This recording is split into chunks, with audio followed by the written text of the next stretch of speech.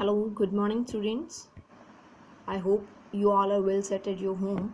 And आपने जो पिछला हमारा सारा अब तक का काम था सोल्यूशन तक का आपने सबने रीड आउट कर लिया होगा. And I also hope that you have completed your question answers also. Now we will study about the types of solution depending upon its size.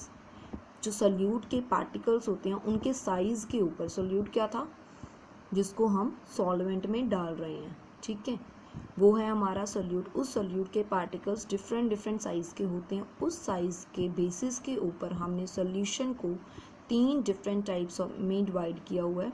First is true solution, next suspension and third is colloidal solution. एक एक करके हम तीनों के characteristic जो है इनकी वो स्टडी करेंगे. Yes, your first type of solution is true solution. True solution जो होता है होमोजीनियस मिक्सचर होता है of solute and solvent. Homogeneous mixture क्या होता है, जिसकी कंपोजिशन पूरी तरीके से हर जगह पे सेम होती है, यूनिफॉर्म होती है, जैसे कि सॉल्ट एंड वाटर को जब डिज़ोल्व करके बनती है, वो क्या है हमारी ट्रू सोल्यूशन है. और उसके जो पार्टिकल्स होते हैं, ट्रू सोल्यूशन के जो पार्टिकल्स होते हैं, उसका साइज 10⁻⁻10 मीटर में, ठीक है, इतना की साइज होता है. बहुत ज़्यादा छोटा होता है, मतलब हमें नेक्ड आई से वो विजिबल नहीं है. नेक्स्ट क्या है, इसकी थर्ड कैरेक्टरिस्टिक प्रॉपर्टी है जो कि जो सॉलिड सोल्यूट के जो पार्टिकल्स होते हैं we can't even see through the powerful microscope. जितने भी पावरफुल माइक्रोस्कोप होते हैं उनमें से भी नहीं दिखेंगे. इसके पार्टिकल इतने ज़्यादा छोटे होते हैं कि वो माइक्रोस्कोप के अंडर भी हमें विजिबल नहीं होंगे. Entire solution passes through the filter paper. अगर हम पास करेंगे फिल्टर पेपर के थ्रू तो भी वो फिल्टर पेपर में कुछ भी नहीं आएगा हमारे पास, ठीक है. नेक्स्ट जो इसकी प्रॉपर्टी है that is it do not show the Tyndall effect. अब ये टिंडल इफेक्ट क्या होता है, मतलब जब भी हम, जैसे आपने कहीं देखा होगा, हम रूम्स में भी देखते हैं जहाँ पे होल होता है, होल से जैसी लाइट पास आउट करती है, हवा में क्या है छोटे छोटे पार्टिकल्स होते हैं ना, डस्ट पार्टिकल्स भी होते हैं, सैंड पार्टिकल्स प्रेजेंट होते हैं एटमॉस्फेयर में, ठीक है. जैसे ही उसके ऊपर लाइट पड़ती है हमें वो पार्टिकल छोटे छोटे ऐसे दिखाई देते हैं, लाइट की वजह से वो हमें दिखाई देने लग जाते हैं. वैसे हमें नहीं दिखते, जैसे थोड़े से छोटे से होल से लाइट पास आउट करती है तो जहाँ जहाँ पे वो लाइट गई है उस पाथ में हमें वो पार्टिकल्स दिखाई देते हैं, तो वो उसको बोलते हैं टिंडल इफेक्ट. तो ये सॉलिड है, सोल्यूट है, इसके पार्टिकल्स इतने के ज़्यादा छोटे होते हैं, पार्टिकल छोटे होने की वजह से चाहे लाइट पास करें कुछ भी करें हमें वो विजिबल तो है ही नहीं, वो हमें नहीं दिखेंगे. नेक्स्ट क्या है, तो पार्टिकल छोटे होने की वजह से अगर कोई चीज़ हैवी होगी तो ही वो नीचे सेटल डाउन होगी, या फिर थोड़ी सी हमें दिखे तो सही उसके बाद ही वो नीचे जाएगी, सेटल होएगी. बट ऐसा इसमें कुछ नहीं होता, ग्रेविटी की वजह से भी ये नीचे सेटल डाउन नहीं होती. Okay, now next is our suspension solution. इसमें क्या होता है, सस्पेंशन जो होती है वो it is heterogeneous mixture in which solute particle do not dissolve but remain suspended throughout the solution. Remain suspended इसका मतलब क्या है, जैसे सैंड हम वाटर में डालेंगे तो वो पूरी तरीके से उसमें मिक्स नहीं हो पाती, वो क्या है हर जगह पे ग्लास के बीच में थोड़ी जाके नीचे वो सेटल हो जाएगी, और बाकी क्या कहाँ रह जाती है, ग्लास के बीच में ऐसे छोटे छोटे पार्टिकल्स हमें दिखाई रहते हैं, वो सस्पेंडेड रहती, फैली हुई रहती है किस में, सारे ग्लास में ही. तो ये कैसी सोल्यूशन है, हेट्रोजीनियस सोल्यूशन है, चाहे वो किस में डाल रहे हैं, लिक्विड फेज में डाल रहे हैं या फिर गैसियस फेज में डाल रहे हैं. नेक्स्ट क्या है, in the suspension size of particle is greater than 10⁻⁻7. उसका जो साइज था वो कितना था, 10⁻⁻10, मतलब बहुत ज़्यादा कम था. इसका है ग्रेटर देन 10⁻⁻7. ट्रू सोल्यूशन से इसका साइज क्या होता है, बड़ा होता है. For suspension solution you have to remember only example of chalk solution और सैंड सोल्यूशन. सैंड सोल्यूशन का एग्जांपल आप याद रख सकते हो, उसके सोच कर ही आप इस चीज़ की जो प्रॉपर्टीज़ हैं उसको डिफाइन कर सकते हो.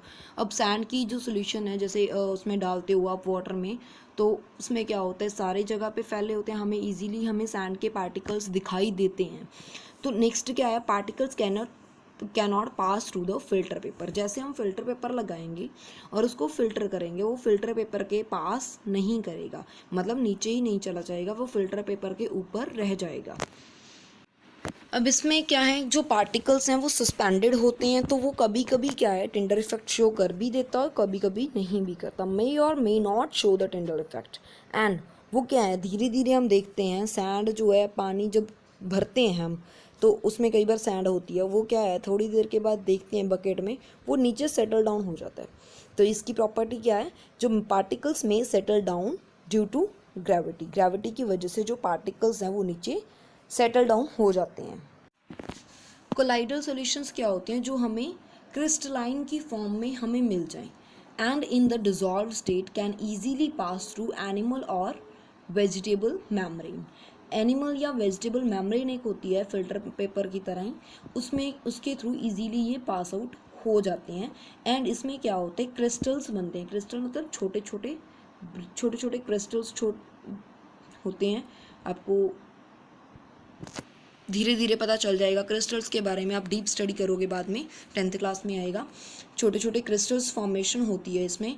तो इसमें क्या है, दो फेज होते हैं, dispersed phase and dispersed medium. Dispersed phase क्या होता है, जिसमें in the colloid suspended particles are, जो पार्टिकल्स हैं छोटे छोटे वो क्या होते हैं हमारा डिस्पर्स्ड फेज, और जिसके बीच में वो होते हैं सस्पेंड होते हैं, दैट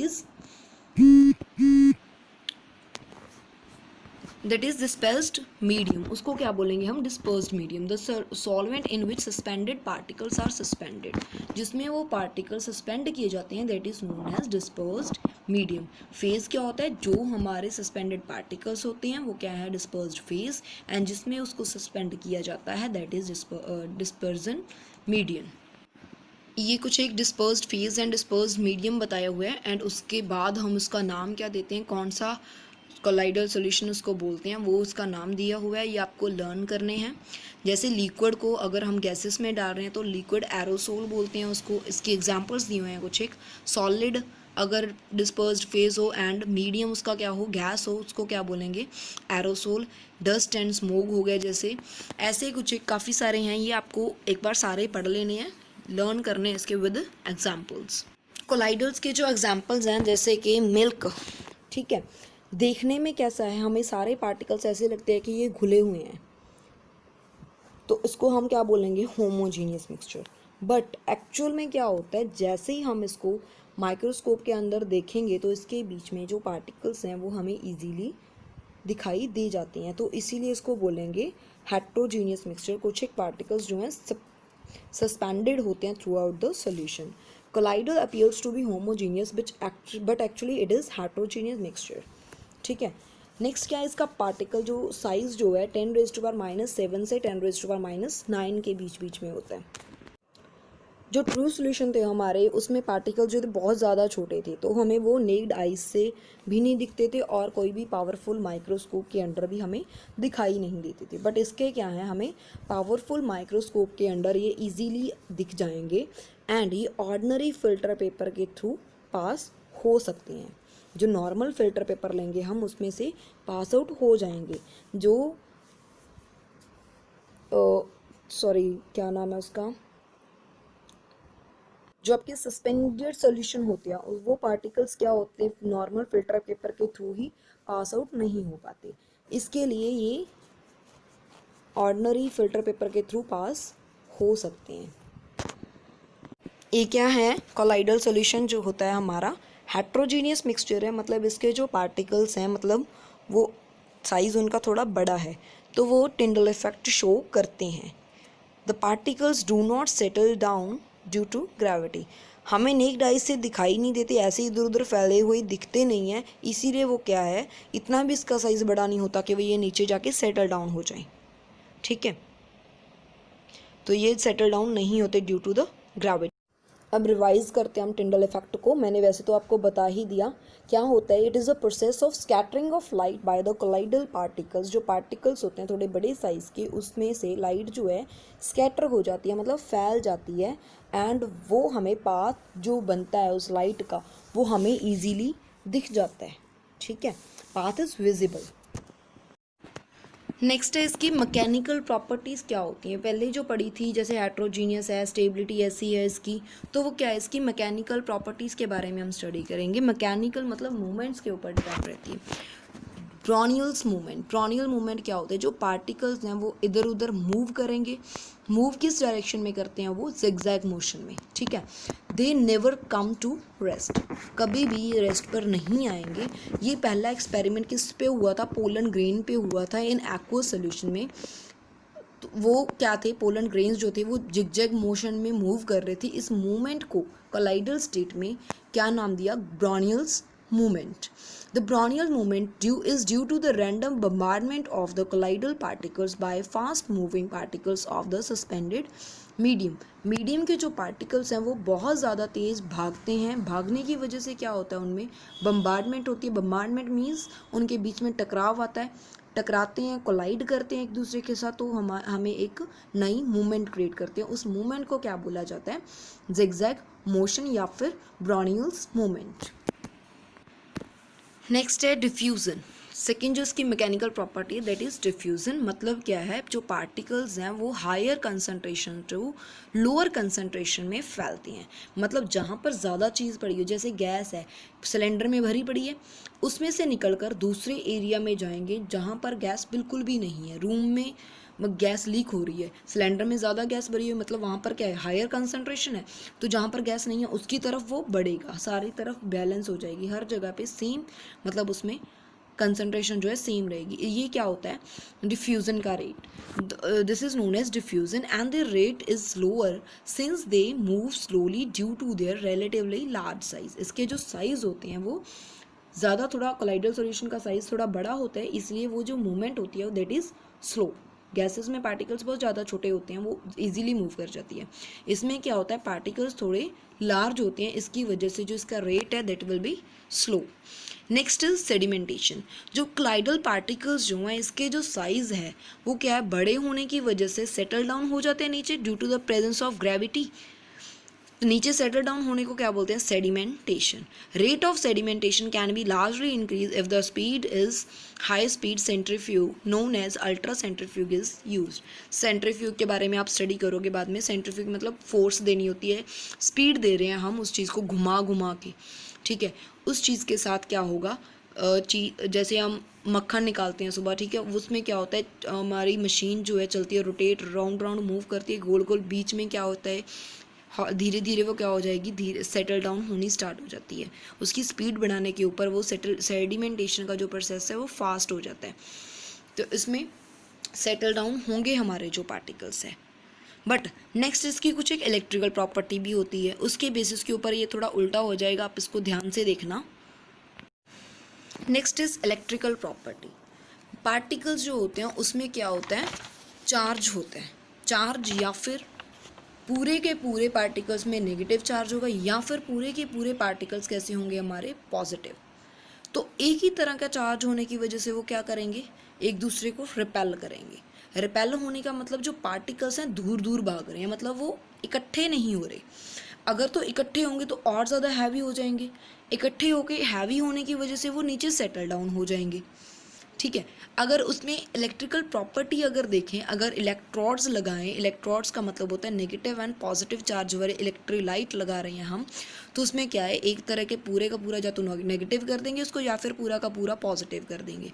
उसकी वजह से क्या होगा, जो हमारे पार्टिकल्स हैं वो एक दूसरे को रिपेल करते रहेंगे, एंड रिपेल करने की वजह से वो सेटल डाउन नहीं होंगे, एग्रीगेशन फॉर्म नहीं करेंगे। एग्रीगेट का मतलब है बड़ा सा पार्टिकल फॉर्म नहीं, छोटे छोटे पार्टिकल मिलके एक बड़ा कलेक्शन नहीं हो पाएगी, मतलब क्योंकि वो अट्रैक्ट ही नहीं करेंगे, रिपेल करते रहेंगे तो वो सस्पेंडेड ही रहेंगे थ्रू आउट द सॉल्यूशन।